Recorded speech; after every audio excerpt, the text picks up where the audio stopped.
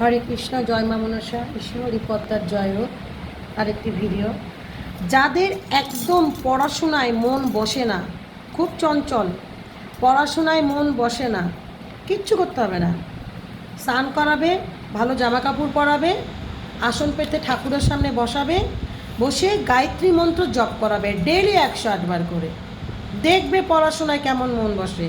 কিন্তু ছোট বাচ্চা হলে সম্ভব না। যদি বড় হয় তারা করতে পারবে, আর যদি খুব ছোট হয় তাকে বুঝিয়ে পড়াশোনাটা করাবে।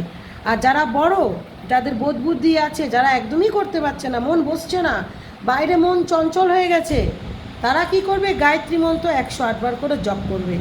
ঠিক আছে? জয় শ্রীকৃষ্ণ, রাধা মাধব। কেমন করে জপ করবে?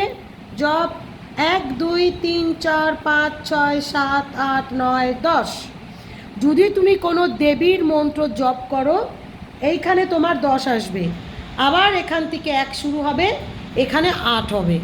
ঠিক আছে? এইভাবে জপ করবে, দেখবে তুক্ষার কেউ ঠেকাতে পারবে না।